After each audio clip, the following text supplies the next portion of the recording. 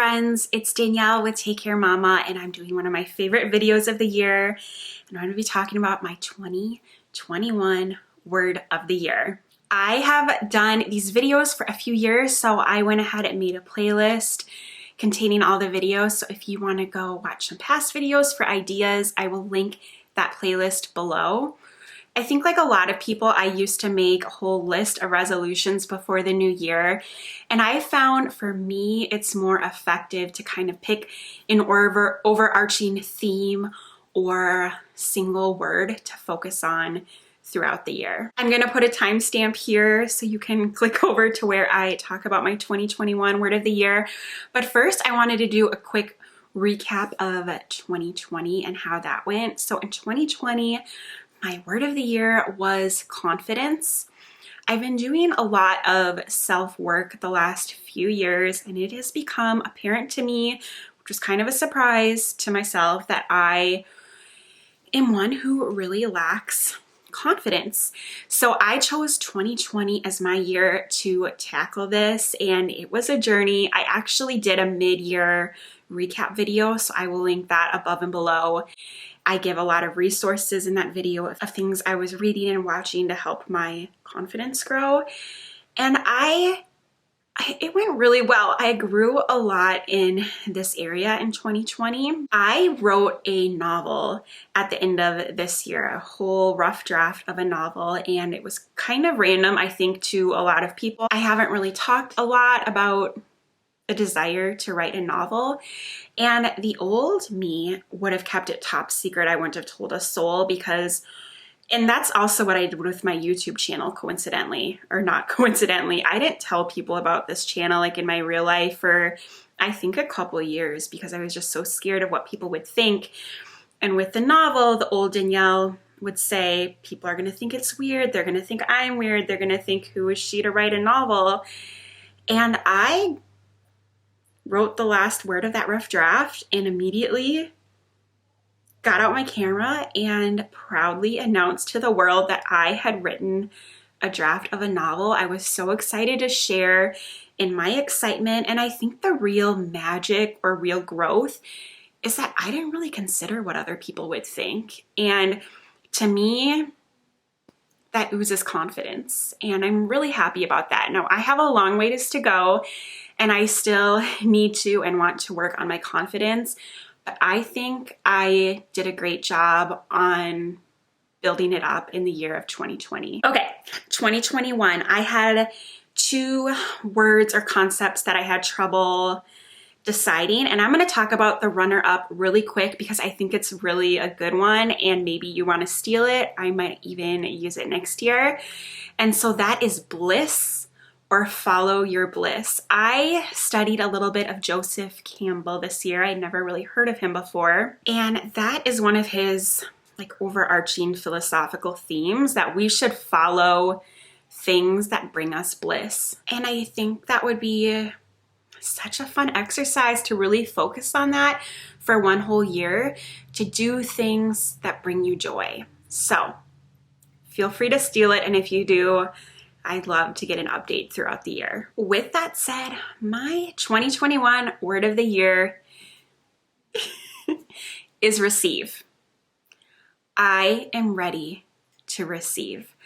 I feel like I have worked really hard on all of my side hustles for the last 4 years. My YouTube channel's conception is coming up on the 4-year mark. And I don't mean to say this to brag at all. But a bunch of us kind of met because we started our channels at the same time, and we kind of forged friendships. And I don't think there's many who have worked as hard as I have, in that I've stayed consistent, I've posted, and I've kept going. A lot of people have quit, and I don't say that like demeaning them. They just decided to go on to other things, and that was probably the right choice for them. But like, I have stuck to it. And I say I don't mean to brag, and maybe I don't even need to give that disclaimer, because when you look at the results, they are skewed not in my favor. I feel like for what I have put into this channel, Instagram, Young Living, Mama Young Living has done a little bit better recently, but I feel like I am putting in the effort and not receiving the fruits of my labor. And obviously I still think it can work. Otherwise I would have quit. Like, I think I have what it takes and it can happen, but it really hasn't. And I am ready to claim that for myself. I think some of it is mindset. As I said, I've done a lot of self-work and self-discovery, and the concept of self-sabotage comes up a lot. And to me, what that's always meant is people are afraid of failure, so they self-sabotage. Our brain wants to keep us safe. It's scary to fail, and so we play it safe. But something that I've heard over and over again is some people self-sabotage not from fear of failure, but from fear of success. And I have to be honest, the first time I heard that, I thought, well, those people are idiots. Like, why would you be afraid of success? But I think that I fall into this camp sometimes. With success comes great responsibility, and that can be daunting. You are seen more, you are exposed more, people are going to criticize you more. Some of my self-confidence issues are tied into all of that. And so I think that I really am one of those people who self-sabotage sometimes from fear of success. And some examples of how I think this might play out with me is sometimes I want a result and I intellectually know what to do. And I plan it all out. And I start at step one and I do all the things and it is working and I'm building momentum, like everything's going fine. And inexplicably, I quit before I reach the end and I don't follow through. And I've never really been able to understand why. And I think some of it might be fear of that success. Another thing is this YouTube channel. It's all over the place. Am I an ADHD channel? Am I a Crunchy Mama channel? Am I essential oils? Am I books? I've never really niched down, and everyone says you need to niche down, and I get that intellectually. I tell myself that I'm just so multi-passionate, and if I did niche down, I don't know if I would keep up with this channel because I'd get too bored. So being broad and limber keeps this channel going, and that might be true. I still think most of me thinks that's true, but there is also some part of me that wonders if I am not niching down for fear of success. So this year, I am opening myself up to receive the fruits of my labor, and I'm still gonna work hard and put in the effort like I always do, hopefully a little more by following my bliss, so they kind of will tie in together. Like, writing that novel was purely following my bliss. It came to me, it felt really inspired.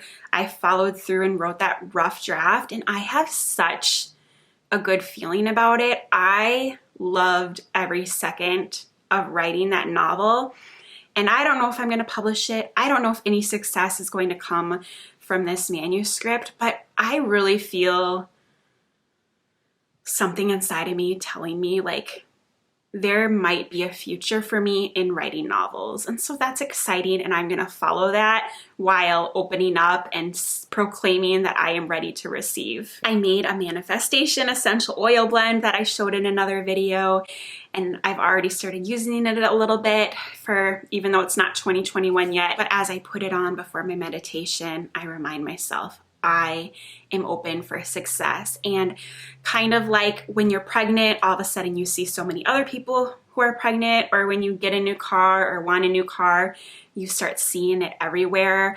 I want to remind myself that I am open for opportunities so that I hopefully will see them more easily. So that is my 2021 word of the year. I would love for you to leave a comment about what you think of this video, or I'd also love to know your 2021 word of the year, because I think it's so good for others to get ideas, and I would just personally love to know. Give this video a thumbs up if you liked it, and if you aren't subscribed, I'd love to have you hit that button. Later this week, I am releasing a vision board video, which is another one of my favorites. Thank you so much for watching. Have a wonderful day and take care. Bye.